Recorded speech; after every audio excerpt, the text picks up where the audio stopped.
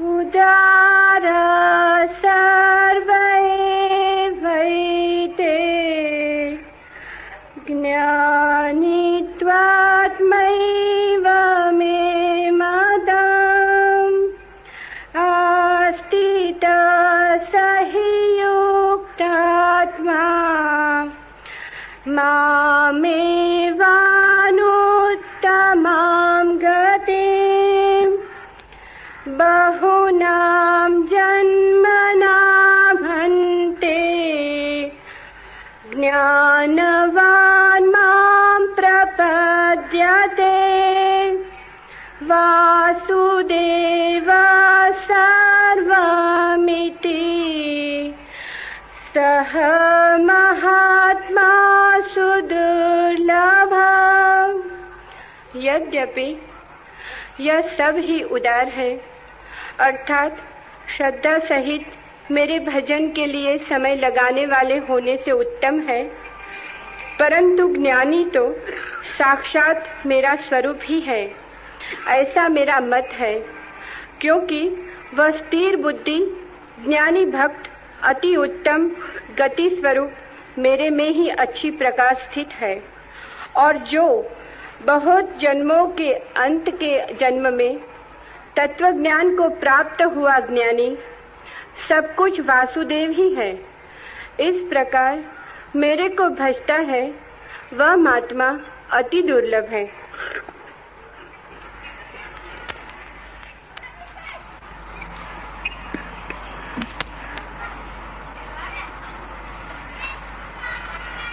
प्रभु को जो जानता है वो उस जानने में ही उसके साथ एक हो जाता है। सब दूरी अज्ञान की दूरी है, सब फासले अज्ञान के फासले हैं। परमात्मा को दूर से जानने का कोई भी उपाय नहीं है। परमात्मा होकर ही जाना जा सकता है। इसलिए कृष्ण कहते हैं जो मुझे जान लेता है वो ज्ञानी वासुदेव ही हो गया, वो भगवान ही हो गया, वो कृष्ण ही हो गया, वो मैं ही हो गया।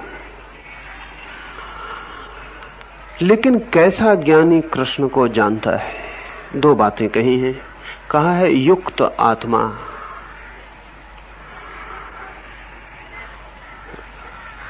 जिसकी आत्मा युक्त हो गई, इंटीग्रेटेड हो गई। हम सबकी आत्मा खंड खंड है, अयुक्त है, टुकड़े टुकड़े है। हम एक आदमी नहीं है, बहुत आदमी है एक साथ। नाम हमारा एक है, इससे भ्रम पैदा होता है। एक नाम के लेबल के पीछे बहुत निवासी हैं।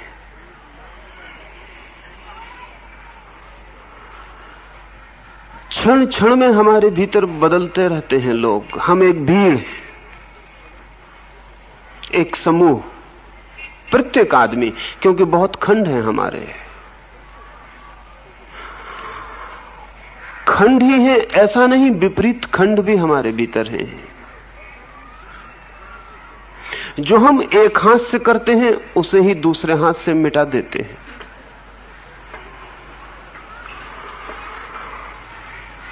एक क्षण हम प्रेम से भर जाते हैं, दूसरे क्षण घृणा से भर जाते हैं। वो जो प्रेम में मंदिर बनाया था घृणा में मिट्टी में मिल जाता है। एक क्षण क्रोध में जलते हैं और फिर क्षमा से भर जाते हैं। वो जो आग जलाई थी अपने ही प्राणों की, उसे अपने ही प्राणों के पानी से बुझाते हैं। क्षण क्षण हमारे भीतर बदलता रहता है सब कुछ। हम एक प्रवाह हैं। युक्त पुरुष इससे विपरीत होता है। युक्त पुरुष का अर्थ है वो जो भीतर एक ही है। कहीं से चखो उसे स्वाद उसका एक, कहीं से बजाओ उसे आवाज उसकी एक, कहीं से खोजो उसे वही मिलेगा। किसी द्वार से, किसी दरवाजे से, किसी स्थिति में वही मिलेगा। यहां जरा सी धूप बदल जाती है और छाया हो जाती तो हम बदल जाते हैं। यहां जरा सा अंतर पड़ता है परिस्थिति में, हमारे भीतर का आदमी दूसरा हो जाता है। खीसे में पैसे हो थोड़े तो हृदय की धड़कन और कुछ होती, खीसे में पैसे थोड़े कम हो जाएं, हृदय की धड़कन और कुछ हो जाती।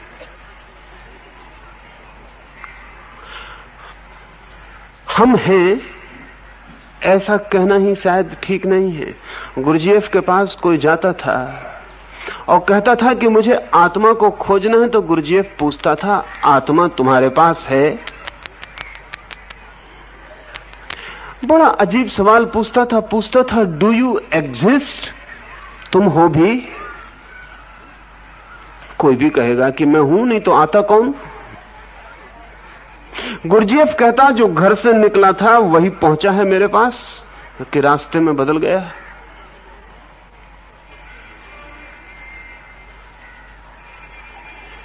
अनेकों को उसकी बात समझ में ना आती थी। जो भी बात समझने योग्य है वो बहुत कम लोगों की समझ में आती है, जो नहीं समझने योग्य है वो सबकी समझ में आ जाती है। सिर्फ नासमझी ही सबकी समझ में आती है। पर गुरुजीएफ कहता था, पहले तुम सोच के खोज के आओ, तुम हो भी, अन्यथा मैं मेहनत करूं और तुम बदल जाओ। ऐसे कैनवस पर चित्र बनाने का तो कोई मतलब नहीं है कि हम चित्र बना ना पाए और कैनवस बदल जाए। ऐसे पत्थर में तो मूर्ति तोड़ने का कोई प्रयोजन नहीं है कि हम पत्थर में मूर्ति तोड़ भी ना पाए कि पत्थर बदल जाए। आदमी के साथ करीब करीब मेहनत ऐसी ही खराब होती है। जो आदमी के साथ मेहनत करते हैं वो जानते हैं कि किस बुरी तरह खराब होती है। सुबह जिसके साथ मेहनत की थी वो सांझ मिलता नहीं खोजे से कि कहां गया। चेहरे, लेकिन एक मजे की बात है कि हमारे पास एक चेहरा हो तो भी ठीक, झूठा ही सही, एक हो तो भी ठीक। झूठे चेहरे हैं वो भी बहुत है, और कितनी कुशलता से हम उन्हें बदलते हैं कि हमें कभी पता नहीं चलता कि हमने चेहरा बदल लिया।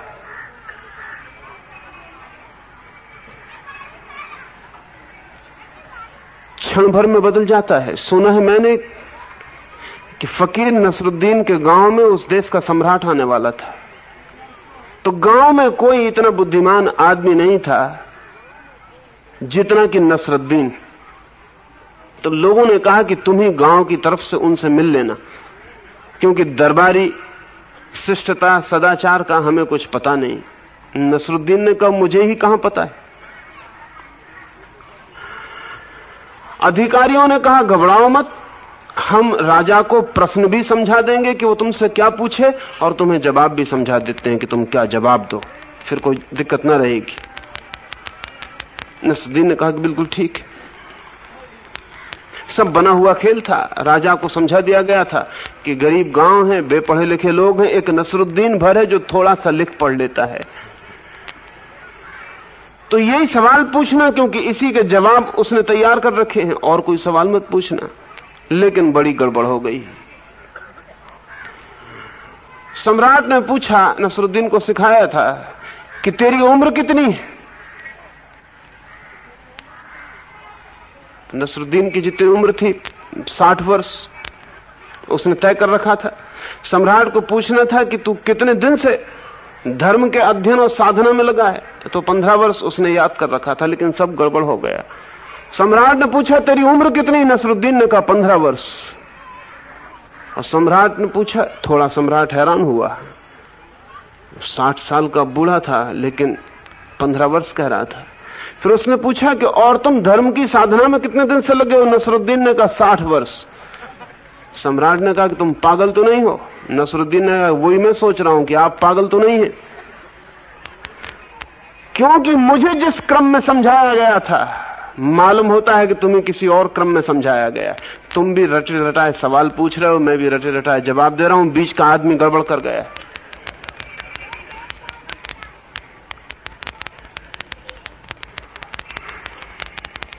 बड़ी मुश्किल हो गई। पूरा गांव इकट्ठा था, दरबारी इकट्ठे थे। अब क्या हो? नसरुद्दीन ने कहा, ऐसा करें, तुम ये राजा होने का जरा नकाब उतार लो और मैं बुद्धिमान होने का नकाब उतार लें, फिर हम दोनों बैठ के दिल खोल के बात करें तो कुछ मजा आए।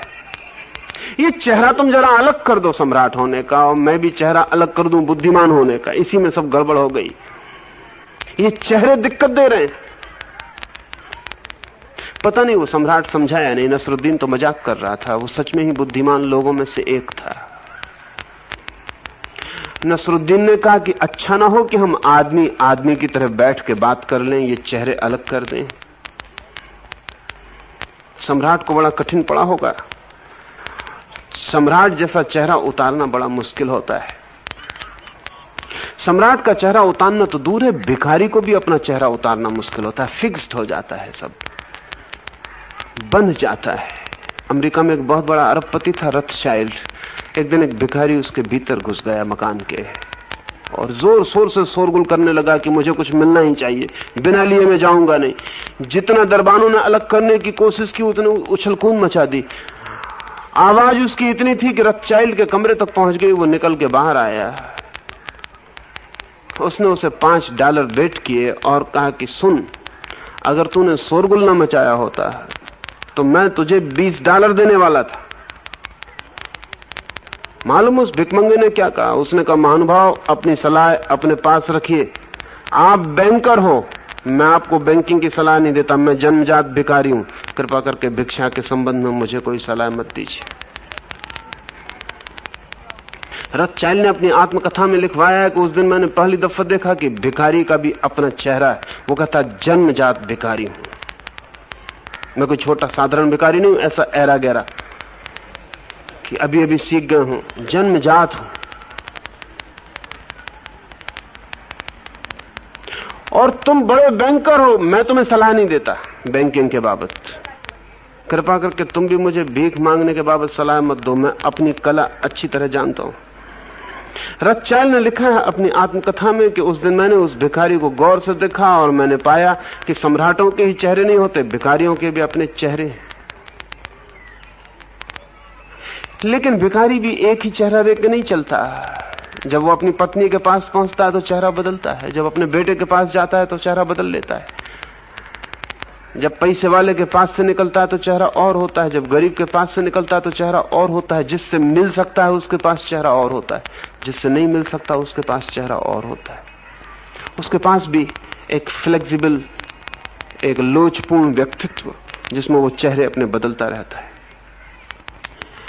ये चेहरे हमें बदलने इसलिए पड़ते हैं कि हमारे भीतर अपना कोई चेहरा नहीं है, कोई ओरिजिनल फेस नहीं है। कृष्ण कहते हैं, युक्त आत्मा स्थिर बुद्धि हुई जिसकी, ऐसा व्यक्ति ही मुझे जान पाता है। परमात्मा के पास झूठे चेहरे लेके नहीं जाया जा सकता। हां, कोई चाहे तो बिना चेहरे के भला पहुंच जाए, लेकिन झूठे चेहरों के साथ नहीं जा सकता। पर बिना चेहरे के वही जा सकता है जिसके पास भीतर एक युक्त आत्मा हो। तब शरीर के चेहरों की जरूरत नहीं रह जाती। लेकिन बड़े मजे की बात है कि हम सब झूठे चेहरे लगा के जीते हैं, फिर भी हमें अच्छी तरह पता है कि हम झूठे चेहरे लगा के जिंदगी में जीते हैं और हमारे पास कई चेहरे हैं, हमारे पास एक व्यक्तित्व नहीं, एक आत्मा नहीं। महावीर ने कहा, मल्टी साइकिक, बहुचित्तवान है आदमी, बहुत चित्त है उसके भीतर। ये मल्टी साइकिक शब्द तो अभी जुंग ने विकसित किया, लेकिन महावीर ने 2500 साल पहले जो शब्द उपयोग किया है वो ठीक यही है। वो शब्द है बहुचित्तवान, बहुत चित्त वाला है आदमी। कृष्ण भी वही कह रहे हैं कि जब वो एक चित्त वाला हो जाए तभी मुझ तक आ सकता है, उसके पहले मुझे न जान पाएगा। हम दूसरे को तो धोखा देते हैं, लेकिन बड़ा मजा तो यह है कि हमें यह कभी ख्याल नहीं आता कि दूसरे भी ऐसे ही चेहरे लगा के हमें धोखे दे रहे हैं। और हम चेहरों के एक बाजार में हैं जहां आदमी को खोजना बहुत मुश्किल है। जब हम हाथ बढ़ाते हैं तो हमारा एक चेहरा हाथ बढ़ाता है, दूसरी तरफ से भी जो हाथ आता है वो भी एक चेहरे का हाथ है। सिर्फ इमेजेस, प्रतिमाएं मिलती हैं, आदमी नहीं मिलते। मुलाकात अभिनय में होती है, मुलाकात प्राणों की नहीं होती।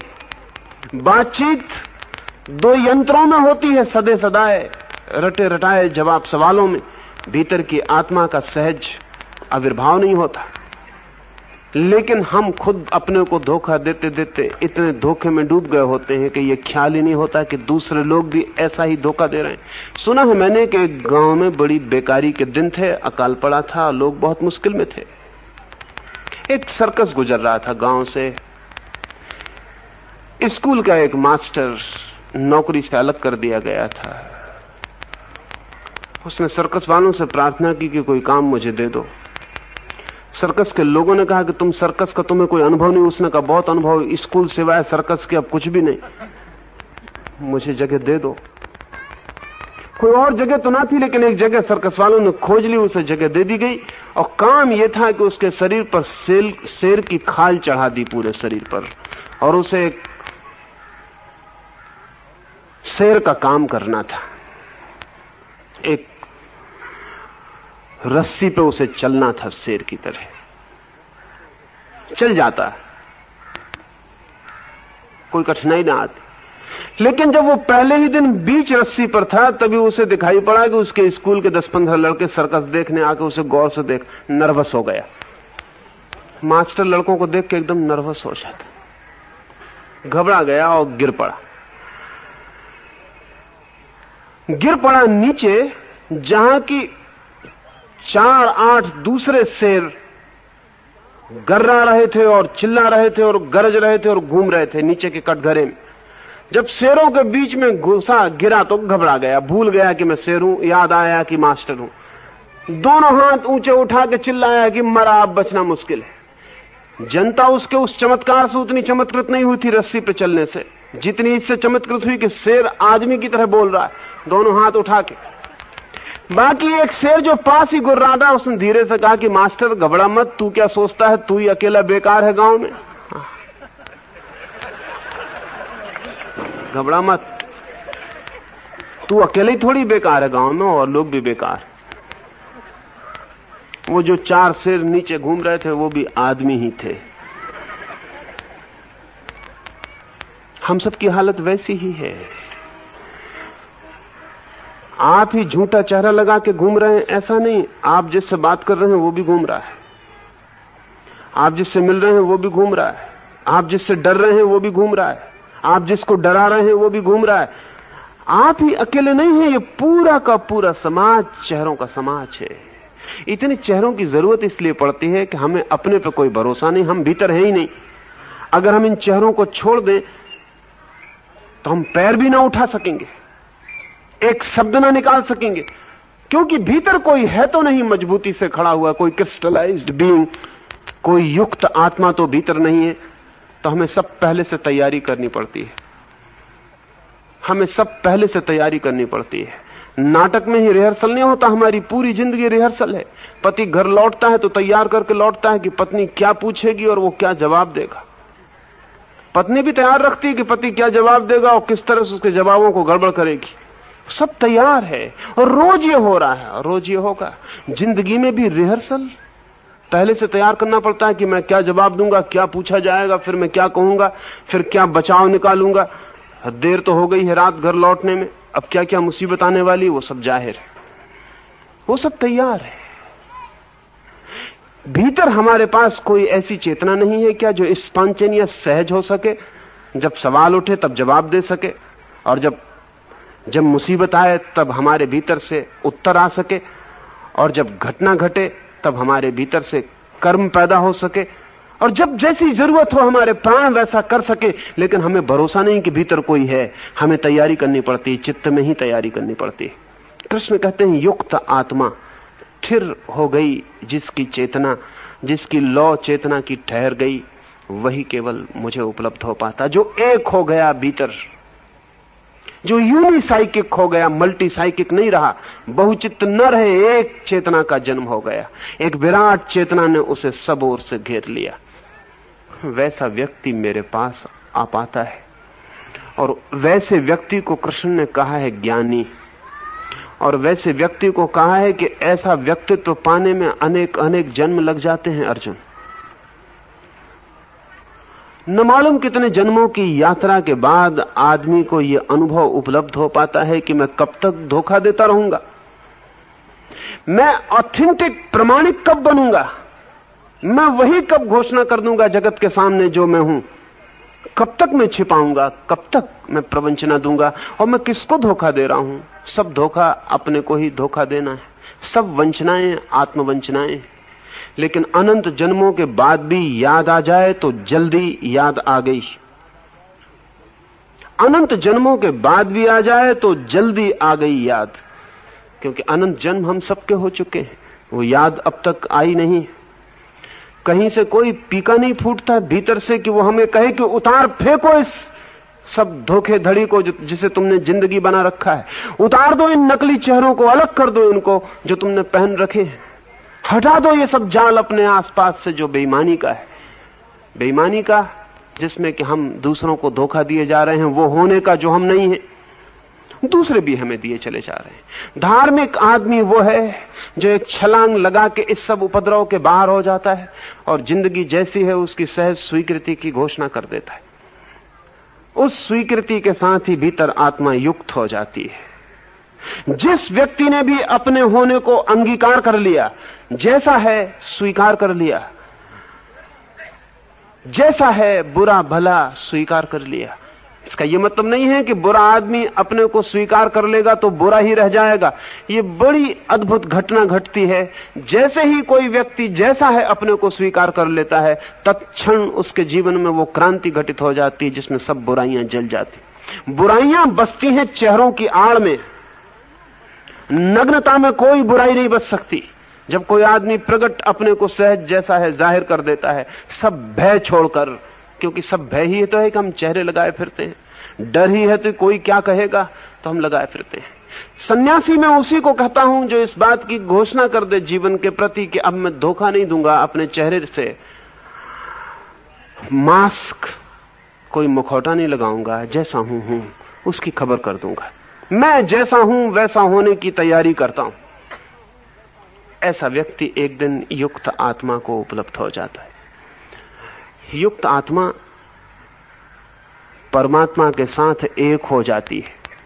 ये दूसरी बात इसमें समझने जैसी है, जो अपने साथ एक हुआ वो सर्व के साथ एक हो जाता है। जिसने इस भीतर के एक के साथ एकता बांधी, उसकी बाहर की विराट ये जो ऊर्जा का विस्तार है, इससे भी एकता सध जाती है। जो अपने भीतर टूटा है वो ही परमात्मा से टूटा रहता है।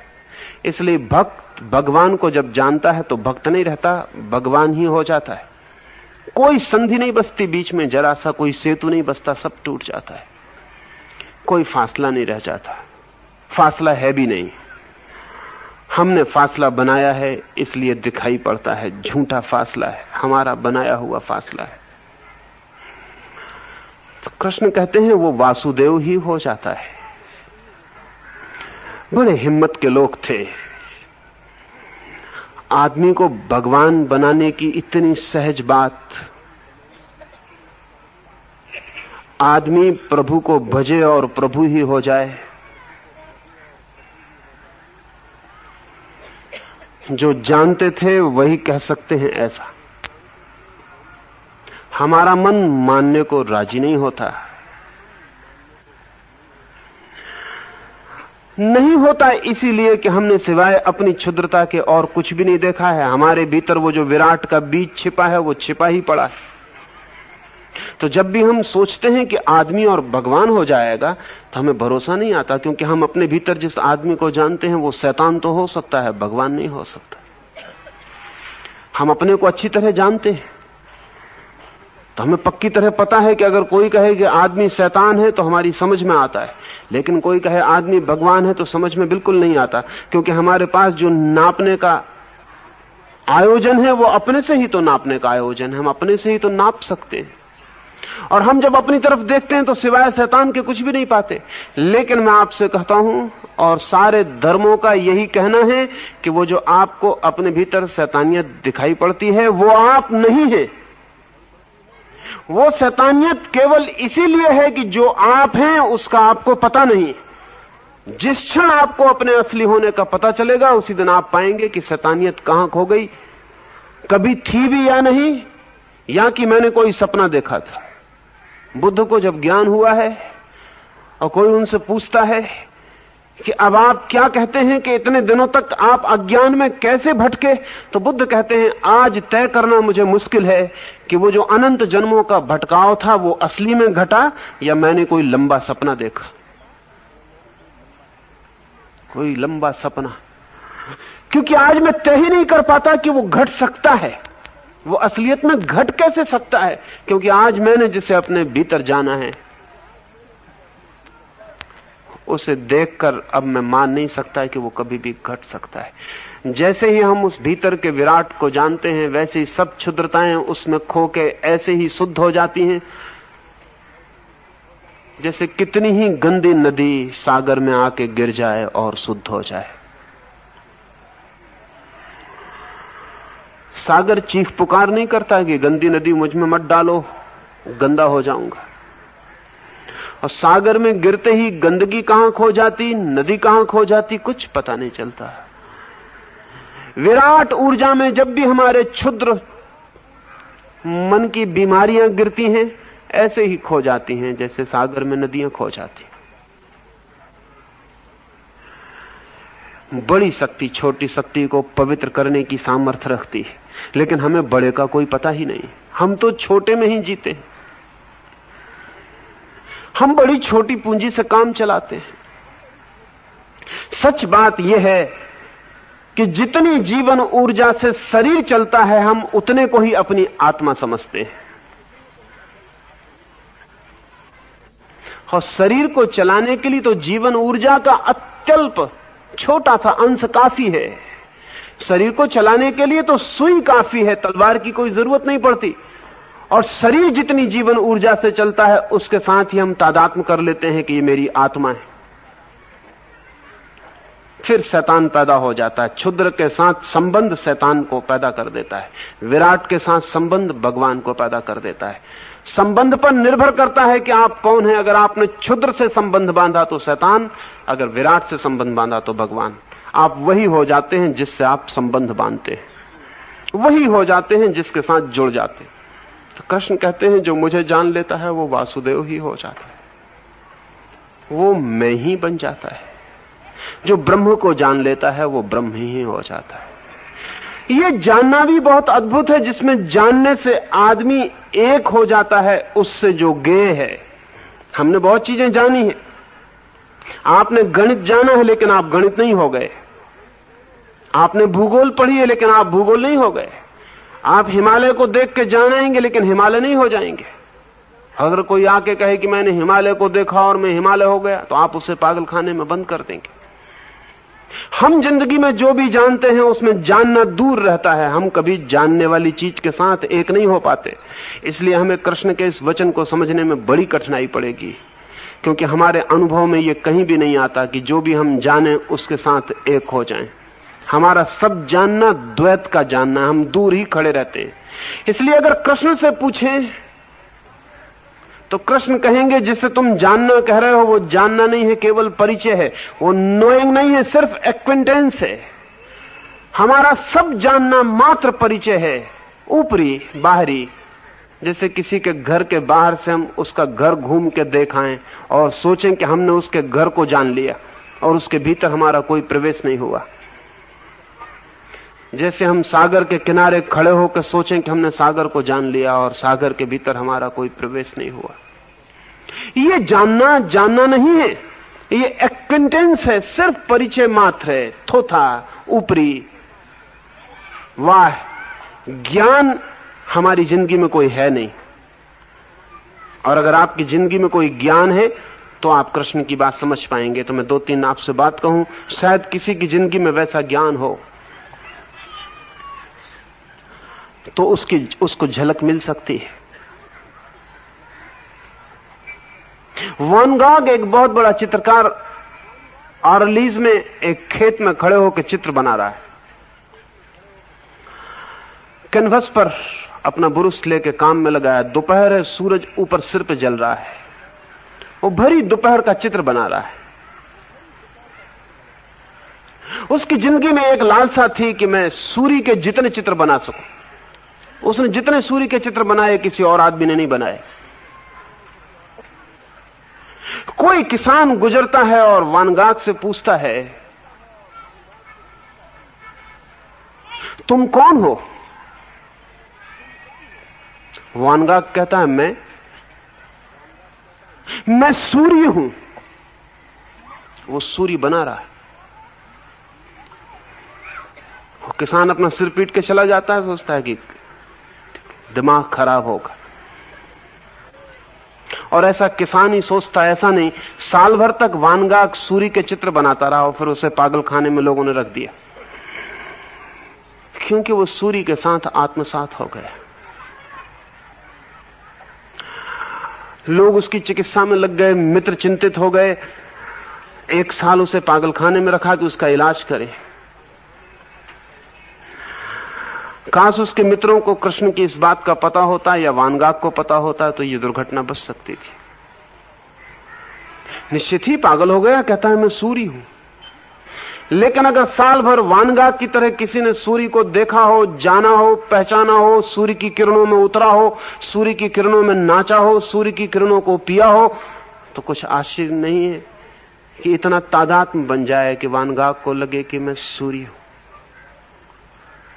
अगर आपने कभी किसी को प्रेम किया है तो किन्हीं किन्हीं क्षणों में आपको लगता है कि आप वही हो गए जिससे आपने प्रेम किया है। और अगर आपको ऐसा नहीं लगा तो आपने कभी प्रेम नहीं किया है।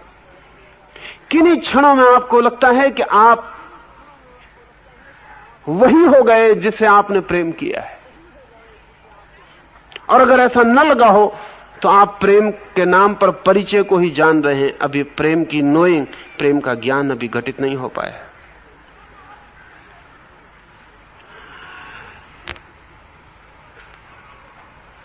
ये जो हमारी जानने की दुनिया है, वहां परिचय ही जानना समझा जाता है। कृष्ण तो उस बात को उठा रहे हैं जहां होना ही ज्ञान है। To be is to know, उसके अतिरिक्त कोई ज्ञान नहीं है।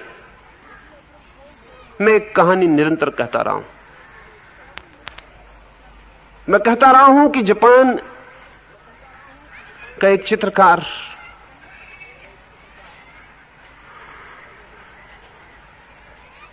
बांसों का एक झुरमुट बना रहा है, वंशी बट बना रहा है, एक ज़ैन फकीर। लेकिन उसका गुरु कभी कभी पास से निकलता है और कहता है कि क्या बेकार, और वो बेचारा अपने चित्रों को बनाए हुए फेंक देता है। फिर एक दिन वो गुरु के पास जाता है कि मैं कितना ही सुंदर बनाता हूं, लेकिन तुम हो कि कह ही देते हो कि बेकार और मुझे फाड़ना पड़ता है, मैं क्या करूं? उसके गुरु ने कहा पहले तू बांस हो जा, तब तू बांस का चित्र बना पाएगा। कि ये कैसे हो सकता है कि मैं बांस हो जाऊं? सो गुरु ने कहा तू जा, आदमी की दुनिया को छोड़ दे, बांसों की दुनिया में चला जा।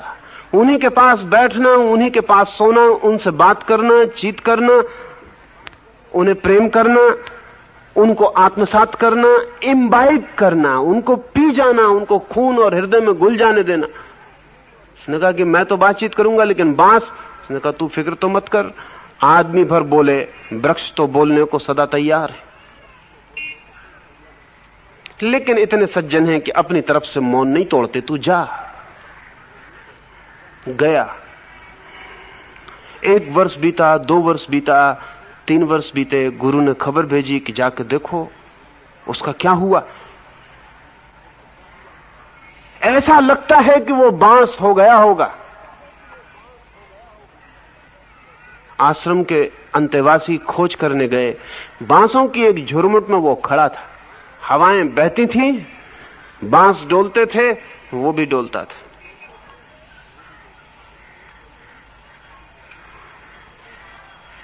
इतना सरल उसका चेहरा हो गया था जैसे बांस ही हो। उसकी डोलने में वही लोच थी जो बांसों में।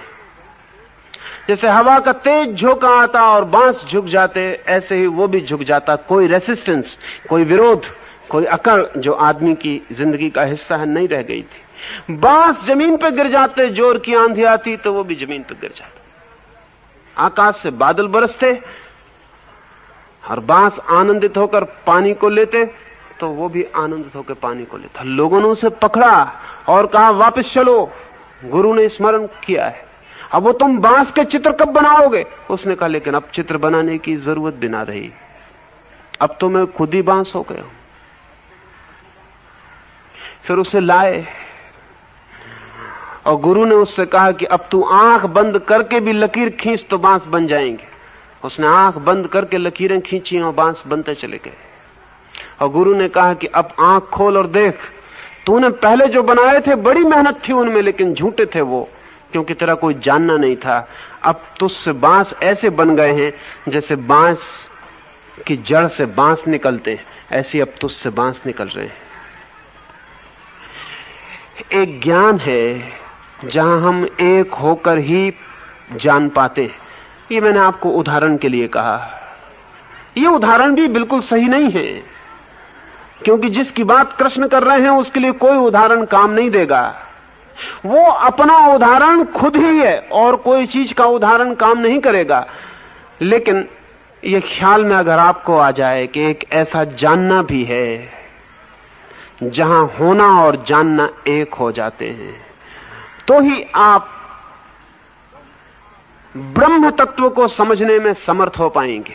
कृष्ण कहते हैं फिर वो ज्ञानी, वो मुझे भजने वाला, वो युक्त चित्त हुआ, वो स्थिर बुद्धि हुआ भक्त वासुदेव हो जाता है। वो भक्त नहीं रहता, भगवान हो जाता है। और एक क्षण को भी आपको अपने भगवान होने का स्मरण आ जाए तो आपकी सारी जिंदगी, अनंत जिंदगियां स्वप्नवत हो जाएंगी। इसे आप व्यवस्था भी दे सकते हैं। अभी आप जिस जिंदगी में जीते हैं, अगर उसे आप स्वप्नवत मान के जीने लगें तो दूसरे छोर से यात्रा हो सकती है। या तो परमात्मा के साथ एक होने के अनुभव की यात्रा पर निकलें तो ये जिंदगी स्वप्नवत हो जाएगी, या इस जिंदगी को स्वप्नवत मान के जीना शुरू कर दें तो आप अचानक पाएंगे कि आप परमात्मा के साथ एक हो गए हैं। लेकिन इसे आप सिर्फ बुद्धि से समझने चलेंगे तो समझ तो जाएंगे, लेकिन वो समझ नासमझी से ज्यादा ना होगी। समझ तो जाएंगे लेकिन एक ना हो पाएंगे, और जब तक एक ना हो जाएं तब तक मत मानना कि वो समझ है। मैंने पहले दिन आपको श्वेतकेतु की कथा कही कि पिता ने कहा कि तू उसको जान के लौट जिसे जानने से सब जान लिया जाता है। श्वेतकेतु वापस चला गया। वर्षों के बाद वो जानकर लौटा। अब वो बिल्कुल दूसरा आदमी होकर आ रहा था। पिता ने अपने झोपड़े की खिड़की से झांक कर देखा, श्वेतकेतु चला आ रहा है। पिता ने अपनी पत्नी को कहा, उस बेटे की मां को कहा श्वेतकेतु की, कि अब मैं भाग जाता हूं पीछे के दरवाजे से, क्योंकि श्वेतकेतु ब्रह्म को जान के लौट रहा है। पत्नी ने कहा कि तुम क्यों भागते हो? तुम्ही ने तो उसे भेजा था जानने को कि उसे जान कर आ, जिसे जान लेने से सब जान लिया जाता। अब वो आ रहा है। पहली बार जब आया था तो अकड़ से भरा था, शास्त्रों का दंभ था, अस्मिता थी, अहंकार था, अकड़ रही होगी। नशा है शास्त्रों का भी, जानकारी का भी नशा है, और जब नशा पकड़ जाता है तो बड़ी दिक्कतें देता है। देख लिया था दूर से अकड़ के आ रहा है। अब तो वह ऐसे आ रहा था जैसे हवा का एक झोंका हो, चुपचाप आ जाए घर के भीतर और किसी को पता ना चले, पैरों के पदचाप भी ना हो, ऐसा चला आता था। जैसे एक छोटा सा सफेद बादल का टुकड़ा हो, तैर जाए चुपचाप, किसी को पता ना चले। या जैसे कि कभी आकाश में कोई चील पर तौल के पड़ी रह जाती, हिलती भी नहीं, उड़ती है, उड़ती नहीं, पंख नहीं हिलाती, तिर जाती, ऐसा चला आता था शांत। उसके पैरों में चाप नहीं रह गई, क्योंकि जब अहंकार नहीं रह जाता तो पैर चाप खो देते। पिता ने कहा कि मैं भाग जाता हूं पीछे के दरवाजे से, तू तेरे बेटे को संभाल। तो उसने कहा कि आप क्यों भाग जाते हैं, आपने ही तो भेजा था। उसके पिता ने कहा, अद्भुत लोग थे इसलिए कहता हूं, उसके पिता ने कहा कि नहीं, अब मुझे पीछे से चले जाना चाहिए, क्योंकि मैंने अभी ब्रह्म को नहीं जाना, और श्वेतकेतु को आके मेरे पैर पड़ने पड़े तो ये उचित ना होगा मैं भाग जाऊं पीछे के दरवाजे से, तू संभाल। अब तो मैं जब तक न जान लूं तब तक श्वेतकेतु के सामने आना उचित नहीं, क्योंकि वो बेटा होने की वजह से पैर में झुकेगा। अब तो वो ब्रह्म हो गया, क्योंकि ब्रह्म को जान के लौट रहा है। पिता भाग गया। जब तक मैं न जान लूं तब तक अब बेटे के सामने खड़े होने का कोई मुंह भी तो नहीं रहा। ऐसे पिता थे तो दूसरे ही ढंग के बेटे भी दुनिया में पैदा होते थे। आज सभी पिता शिकायत कर रहे हैं बेटों की, बिना इस बात की फिक्र किए कि पिता कैसे।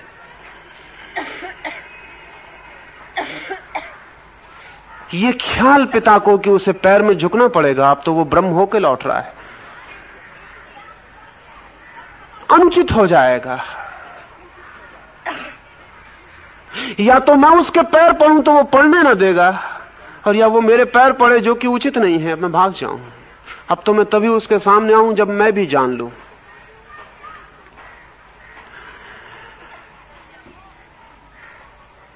वो जो ज्ञान की किरण है जब उतरती है तो भीतर ज्ञानी नहीं बचता, ज्ञान ही बचता है। वो जब परमात्मा का साक्षात्कार होता है तो साक्षात्कार करने वाला नहीं बचता, परमात्मा ही बचता है। मिट जाता है वो जो खोजने निकला था, वही बचता है जिसे खोजा है। लेकिन शास्त्र, जानकारी, परिचय, इनसे कुछ भी नहीं मिटता, बल्कि आप और घने हो जाते और मजबूत हो जाते। सुना है मैंने कि एक रात एक घर में कुछ मित्र बैठ के शराब पीते रहे और कुछ शराब फर्श पे पड़ी छूट गई। रात एक चूहा बाहर आया, शराब की सुगंध उसको पकड़ी, थोड़ा उसने शराब को चख के देखा, फिर रस आया, फिर और चखा, थोड़ी देर में नशे में भर गया, दोनों पिछले पैरों पर खड़ा हो गया और चिल्ला के उसने कहा कि लाओ उस बिल्ली की बच्ची को। कहां? चूहा, लेकिन शराब। कई दिन से दिल में रहा होगा कि एक दफे बिल्ली की बच्ची को मजा दिखाया जाए। आज मौका आ गया। आज चूहे ने अपने को समझा होगा कि न मालूम क्या है वो नशा। मैंने सुना है कि खुर्शियों को किसी ने कोई कीमती कपड़ा भेंट किया था जब प्रधानमंत्री था खुर्शियों। उसने मास्को में बड़े बड़े दर्जियों को बुला के भेजा। उन्होंने कहा कि नहीं, पूरा सूट न बन सकेगा, या तो पैंट बनवा लो या कोट बनवा लो, लेकिन पूरा सूट नहीं बनता। पर जिसने भेजा था सोच समझ के भेजा था। खुर्शियों ने उसे संभाल के रख लिया, कीमती कपड़ा था, सूट बने तो ही मतलब का था, न तो बेजोड़ हो जाए। फिर खुर्शियों इंग्लैंड घूमने आया था तो कपड़ा साथ ले आया और लंदन के एक दर्जी को उसने बुला के कहा कि तुम कपड़ा बनवा दो। उसने कहा कि तैयार हो जाएगा, 8 दिन बाद पूरा सूट।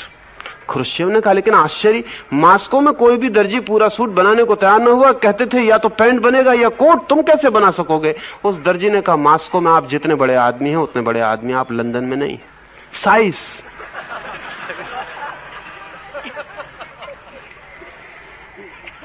मास्को आपकी साइज बहुत ज्यादा है। उधर पैंट भी बन जाता तो बहुत मुश्किल, यहां तो बन जाएगा। और आप चाहो तो एक आध दो जन और आपके मित्रों का भी बनवा दो।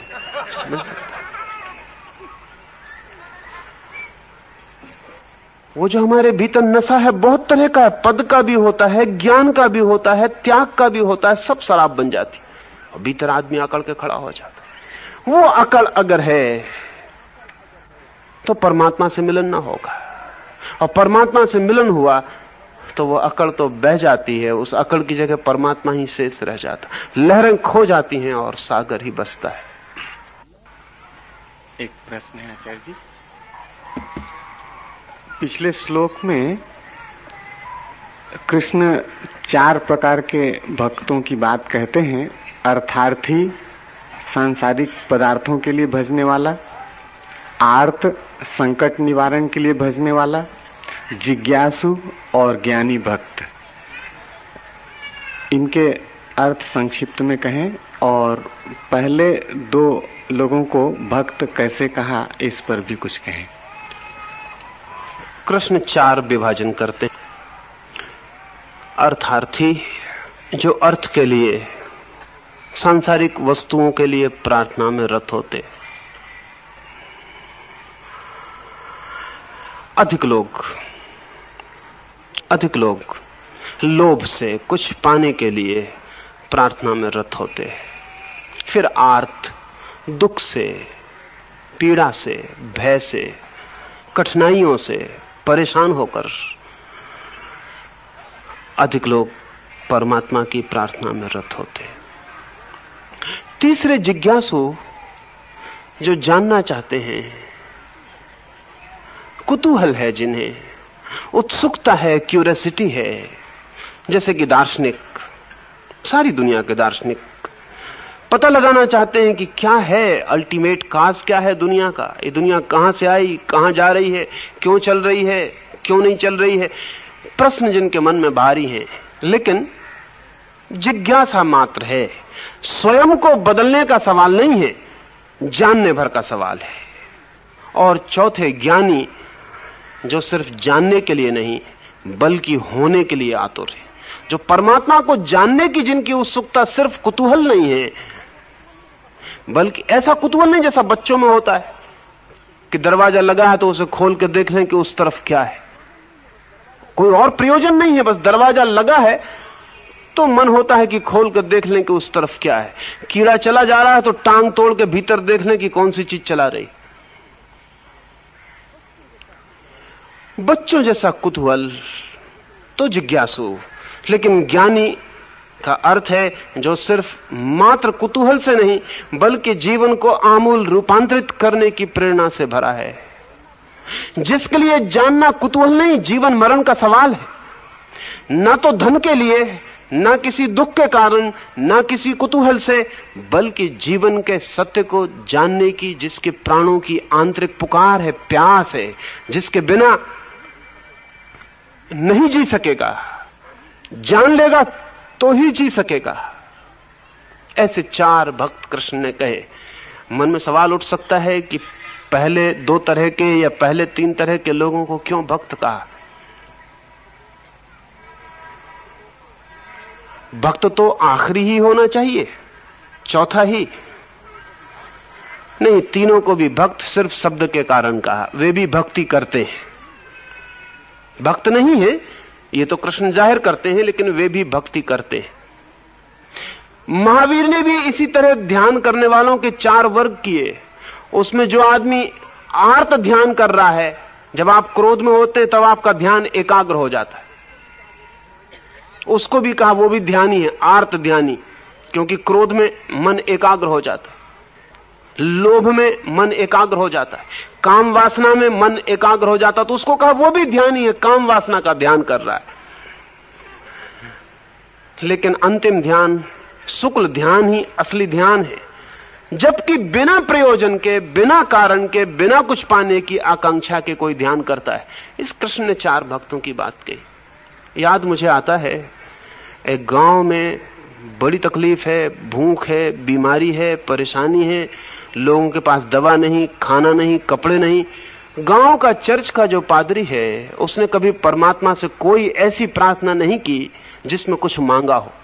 वो 70 साल का बूढ़ा है, गांव भर की तकलीफ और चर्च में बड़ी भीड़ होती है, फटे चीथड़े पहनकर भूखे बच्चे और भूखे बूढ़े इकट्ठे होते हैं और वो रोते हैं उनके आंसू देखकर। एक रात वो रात भर नहीं सोया और उसने परमात्मा से प्रार्थना की, मैंने कभी तुझसे कुछ मांगा नहीं, एक बात मांगता हूं, वो भी अपने लिए नहीं, मेरे गांव के लोगों की हालत सुधारते। स्वभावता चूंकि उसने कभी कुछ नहीं मांगा था, इसलिए उसकी प्रार्थना में बड़ा बल था, और स्वभावता क्योंकि उसने अपने लिए प्रार्थना नहीं की थी, इसलिए भी बड़ा बल था। कहानी कहती है कि परमात्मा ने उसकी प्रार्थना सुन ली और सुबह जब नगर के लोग उठे तो चमत्कृत रह गए। जहां झोपड़े थे वहां महल हो गए, जहां बीमारियां थी वहां स्वास्थ्य आ गया, वृक्ष फलों से लद गए, फसलें खड़ी हो गई, सारा गांव धन धान से परिपूर्ण हो गया।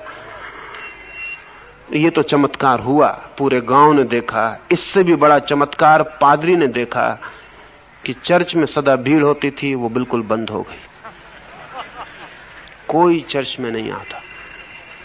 पादरी दिन भर बैठा रहता है बाहर, कोई चर्च में नहीं आता, कभी कोई नमस्कार नहीं करता, कभी कोई निमंत्रण नहीं भेजता, प्रार्थना के लिए कोई आता नहीं। चर्च गिरने लगा, ईंटें खिसकने लगी, पलस्तर टूटने लगा। 1 साल, 2 साल, लोग गांव के भूल गए कि चर्च भी है।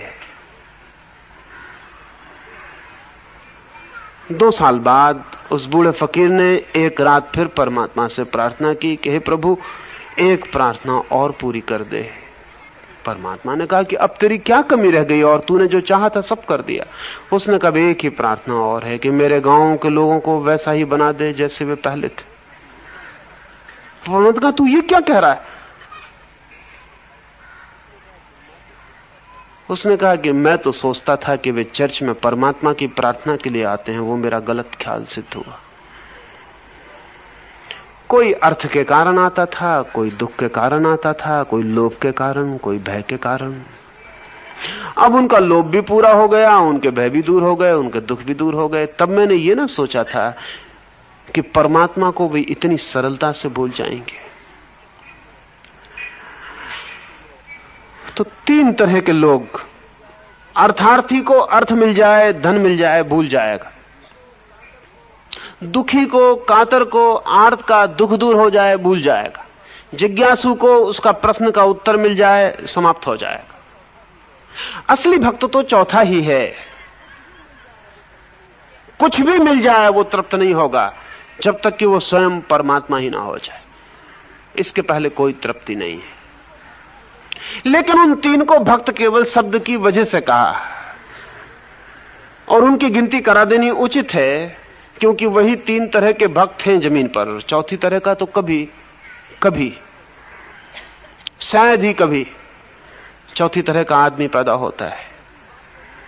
अगर चौथे की बात करनी हो तो बिल्कुल बेकार हो जाए, क्योंकि असली भीड़ तो इन तीन की है, ये नियम। वो चौथा तो अपवाद है, इसलिए गिनती कर लेनी उचित समझी, इनकी गिनती कर ली जाए। यद्यपि पीछे कह दिया जाएगा कि ये तीनों सिर्फ धोखे के भक्त थे, दिखाई पड़ते हैं, है नहीं। और कई बार बिल्कुल उल्टी घटना घटती है, वो चौथा जो है शायद दिखाई ना पड़े और हो, और ये तीन दिखाई पड़े और होना। क्योंकि वो चौथा क्यों दिखाई पड़ेगा? वो कोई सड़क पर खड़े होकर चिल्ला नहीं देगा, वो किसी मंदिर में हाथ जोड़ के खड़ा होगा, जरूरी नहीं है, हो भी सकता है ना भी खड़ा हो, क्योंकि उसके तो प्राणों में रम जाएगी बात, उसके श्वास श्वास में समा जाएगी बात। एक मुसलमान फकीर हुआ है, वो 70 साल तक मस्जिद जाता रहा, एक दिन न चूका, बीमार हो, परेशान हो, वर्षा होती हो, धूप जलती हो, 5 नमाज पूरी मस्जिद में करता रहा। एक दिन अचानक सुबह की नमाज में नहीं आया, मस्जिद के लोगों ने समझा कि शायद मर गया। इसके सिवा कोई सोचने का कारण ही न था, क्योंकि किसी भी हालत में वो आया था। इन 50 वर्षों में जितने लोगों से जानते थे वो नियमित आया था। गांव में कुछ भी हुआ हो वो 5 बार मस्जिद में आया था, आज नहीं आया। सारा मस्जिद नमाज के बाद भागी हुई फकीर के घर पहुंची, वो अपने दरवाजे पे बैठ के खंजड़ी बजा रहा था। उन्होंने कहा कि क्या दिमाग खराब हो गया या मरते वक्त नास्तिक हो गए, क्या कर रहे हो? ये नमाज चूक गए, 50 साल का बंधा हुआ क्रम तोड़ दिया, आज मस्जिद क्यों ना आए? उस फकीर ने कहा कि जब तक नमाज करनी ना आती थी तब तक मस्जिद में आता था, अब नमाज करनी आ गई, अब यहीं बैठे हो गई, अब कहीं जाने की कोई जरूरत नहीं। सच तो यह है, उस फकीर ने कहा कि अब करने की भी कोई जरूरत नहीं है, क्योंकि अब करने वाला भी कहां बचा, नमाज ही बची, भीतर प्रार्थना ही रह गई, अब प्रार्थना करने वाला भी नहीं है। तो बहुत संभावना तो यह है कि वो तीन ही तरह के भक्त आपको दिखाई पड़ेंगे, चौथा तो शायद दिखाई नहीं पड़ेगा। लेकिन वो चौथा ही है, वो तीन तो सिर्फ नाम मात्र को, फॉर नेम सेक भक्त हैं। कृष्ण ने उनको गिना दिया कि कहीं वो नाराज ना हो जाएं, क्योंकि बड़ी भीड़ उन्हीं की है। वो एक तो अपवाद है, उसे पीछे से गिना दिया है।